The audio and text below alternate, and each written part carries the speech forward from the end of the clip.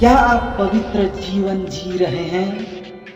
दोस्तों, वर्तमान काल के समय में जिस प्रकार मनुष्यों के जीवन में पाप का प्रभाव छाया हुआ है, इसे देखकर मुझे नहीं लगता कि कोई भी मनुष्य पवित्र रह सकता है, क्योंकि मनुष्य दिन प्रतिदिन परमेश्वर की आज्ञाओं को छोड़कर पाप के रास्ते पर चल रहा है। तो चलिए, आज की विषय, क्या आप पवित्र जीवन जी रहे हैं कि नहीं, इस पर चर्चा करते हैं। व्यापारी दिन भर व्यापार करने के पश्चात जब वह घर को लौटता है तो वह उस दिन की हानि और लाभ की हिसाब करना नहीं भूलता है।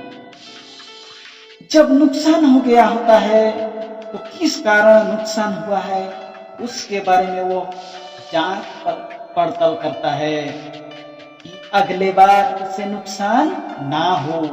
फिर यदि लाभ हुआ हो तो किस अच्छे काम के कारण उसे मुनाफा मिला है, उसे वह बरकरार रखना चाहता है। इसी तरह यदि हम मनुष्य प्रतिदिन शाम को 5 मिनट का समय निकालकर अपने परिवार के साथ एकत्रित होकर दैनिक जीवन की चाल चलन के बारे में मनन चिंतन करें तो हो सकता है कि हम अपने भविष्य को नई दिशा दे सकते हैं। तब हमें यह पता चल जाएगा कि हम पवित्र जीवन जी रहे हैं या नहीं। यदि नहीं तो हम अपने जीवन को सुधार सकते हैं, क्योंकि यह निर्णय लेने का समय आ चुका है कि परमेश्वर हमें आँख तो दिया है परंतु पाप करने के लिए नहीं, मुंह दिया है, पर यदि हम उस मुंह में गाली भी देते हैं और परमेश्वर का नाम भी लेते हैं तो बड़ी दुर्भाग्य की बात है। क्योंकि याकूब अध्याय 3 वचन संख्या 10 पर इस प्रकार लिखा है कि एक ही मुंह से धन्यवाद और श्राप दोनों निकलते हैं, क्योंकि यह भूल जाते हैं कि परमेश्वर हमारा सारा शरीर के अंगों को उसकी महिमा के लिए बनाया है। इसलिए तुरंत अध्याय 10 31 की वचन कहता है कि मनुष्य चाहे खाए या पिए या कुछ भी करे, परंतु सब कुछ परमेश्वर की महिमा के लिए होना चाहिए। यदि मनुष्य का चाल चलन, उठना बैठना, बोलने सुनने या जो कुछ भी करता है, यदि वह पाप का कारण होता है तो उसके जीवन में पवित्रता नहीं है।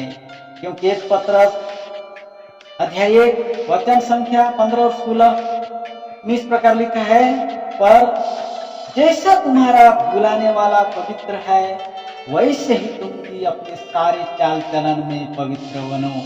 अर्थात हमारे बुलाने वाला कौन है? परमेश्वर। और परमेश्वर कैसा है? वह पवित्र है।